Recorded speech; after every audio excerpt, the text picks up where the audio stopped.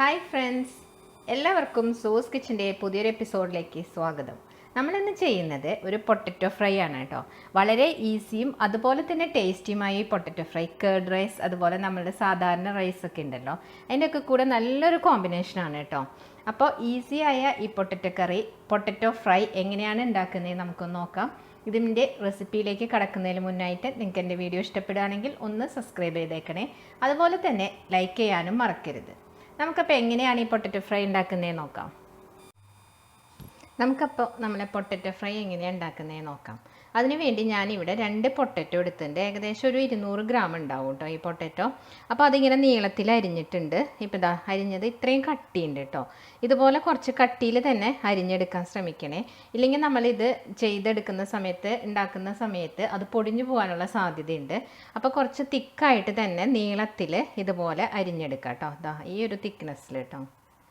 Okay, അപ്പോൾ നമുക്കിനി ഇതൊന്ന് ഫ്രൈ ചെയ്തെടുക്കാം. അപ്പോൾ ഇതാ ഞാനൊരു പാൻ അടുപ്പിൽ വെച്ചിട്ട് അത് ചൂടായപ്പോൾ അതിലേക്ക് 1 ടേബിൾ സ്പൂൺ വെളിച്ചെണ്ണ ഒഴിച്ചു കൊടുത്തിട്ടുണ്ട് കേട്ടോ. നിങ്ങൾക്ക് വേറെ ഏതെങ്കിലും എണ്ണ ഉപയോഗിക്കണമെങ്കിൽ അങ്ങനെ ചെയ്യാം. നല്ലെണ്ണ ഒഴിച്ചു കൊടുത്താലും നല്ലത് തന്നെയാണ്. അപ്പോൾ ഞാനിവിടെ വെളിച്ചെണ്ണയാണ് ഒഴിച്ചിട്ടുള്ളത് 1 ടേബിൾ സ്പൂൺ.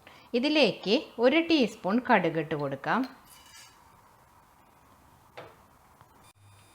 ഇതാ നമ്മളെ കടുക് ഇവിടെ ഒന്ന് പൊട്ടി വന്നിട്ടുണ്ട് കേട്ടോ. ആ സമയത്ത് ഒരു 1/2 ടീസ്പൂൺ ജീരകം, ഇത് ക്യുമിൻ സീഡാണ് കേട്ടോ. നമ്മൾ അവിയലിലൊക്കെ അരയ്ക്കുന്ന ജീരകം ഉണ്ടല്ലോ, അതാണ്. അതും കൂടെ ഒന്ന് പൊട്ടി വരുന്ന സമയത്ത് നമ്മൾ അരിഞ്ഞ് വെച്ചിരുന്ന പൊട്ടറ്റോ ഉണ്ടല്ലോ, അത് ഞാൻ വെള്ളത്തിൽ നിന്ന് മാറ്റി ഒന്ന് വെള്ളം മാറ്റാൻ വെച്ചിട്ടുണ്ടായിരുന്നു കേട്ടോ. അതൊന്ന് ഇതിലേക്ക് ഇട്ട് കൊടുക്കാം. അപ്പോൾ ഇതാ പൊട്ടറ്റോ ഇട്ട് കൊടുത്തിട്ട് നമുക്കൊന്ന് നന്നായിട്ട് ഇതുപോലെ ഒന്ന് ഇളക്കി കൊടുക്കാം. ഒരു 2-3 മിനിറ്റ് നമുക്കിങ്ങനെ ഒന്ന് ഇളക്കി കൊടുക്കാം കേട്ടോ. ഈ സമയത്ത് തീ ഒരു മീഡിയം ഫ്ലെയിമിൽ വെക്കുക. ഇതാ ഞാനിപ്പോൾ ഇവിടെ ഏകദേശം ഒരു 2 മിനിറ്റോളം ഈ പൊട്ടറ്റോ ഇങ്ങനെ വഴറ്റി കൊടുത്തിട്ടുണ്ട് കേട്ടോ. ഇനി നമുക്ക് ഇതിലേക്ക് ആവശ്യത്തിനുള്ള ഉപ്പിട്ട് കൊടുക്കാം.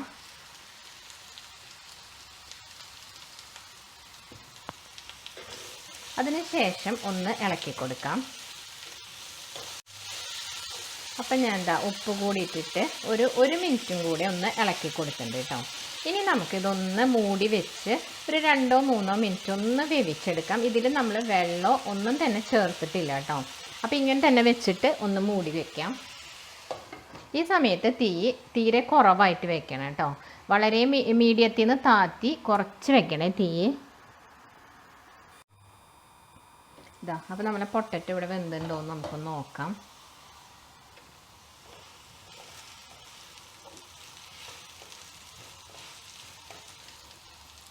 ഇതാ ഇവിടെ നമ്മുടെ പൊട്ടറ്റോ ഏകദേശം വെന്ത് തുടങ്ങിയിട്ടുണ്ട് കണ്ടോ.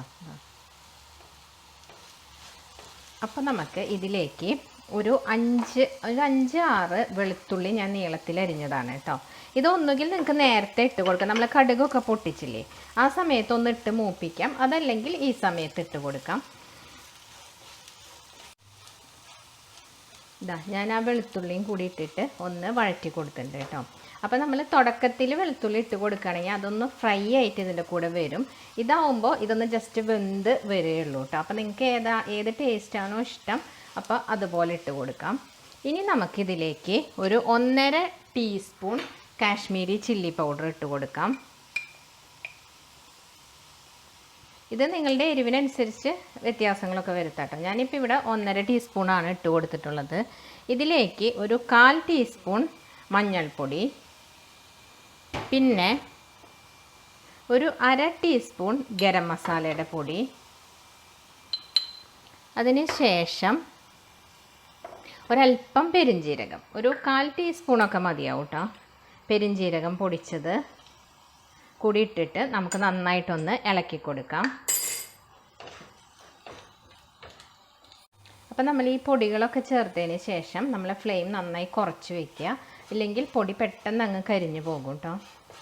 എന്നിട്ട് ഇതിൻ്റെ പച്ചമണം മാറുന്നത് വരയ്ക്ക് ഒരു 2-3 മിനിറ്റ് കൂടി നന്നായിട്ടൊന്ന് ഇളക്കി കൊടുക്കാം. ഇതാ ഇപ്പം ഞാനൊരു 2-3 മിനിറ്റോളം ഇവിടെ നന്നായിട്ട് ഇളക്കി കൊടുത്തിട്ടുണ്ട് കേട്ടോ. തീ വളരെ കുറച്ച് വെച്ചാണ് ഇത് ഞാൻ ചെയ്തിട്ടുള്ളത്.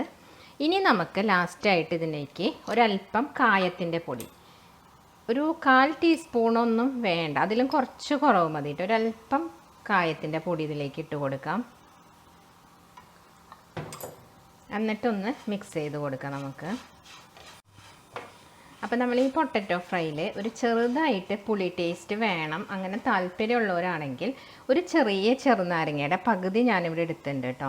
ഇത് ഫുൾ ഒഴിക്കണം എന്നില്ല എൻ്റെ കയ്യിൽ, പക്ഷേ ഈ ലൈമിന് നീര് കുറച്ച് കുറവാണ്. അത് കാരണം കൊണ്ട് ഞാനിത് ഒന്നിത് ഫുൾ പിഴിഞ്ഞൊഴിക്കുന്നുണ്ട് കേട്ടോ. നീര് കൂടുതലുള്ളതാണെങ്കിൽ നിങ്ങളത് ഫുൾ ഒഴിക്കണം എന്നില്ല.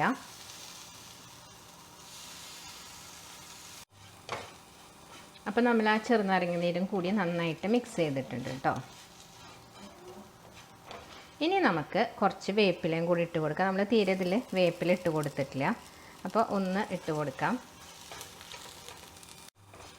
ഇതാ, അപ്പം നമ്മളുടെ ഈസി ആയിട്ടുള്ള പൊട്ടറ്റോ ഫ്രൈ ഇവിടെ റെഡി ആയിട്ടുണ്ട്. അപ്പോൾ ഈ സമയത്ത് ഉപ്പൊക്കെ ഒന്ന് നോക്കുക. ഉപ്പ് വേണമെന്നുണ്ടെങ്കിൽ ഇട്ട് കൊടുക്കുക, ഇല്ലെങ്കിൽ ഇപ്പോൾ ഇതിൽ എല്ലാം കറക്റ്റാണ്. അത് കാരണം കൊണ്ട് ഇപ്പം ഞാൻ ഉപ്പൊന്നും ഇടുന്നില്ല.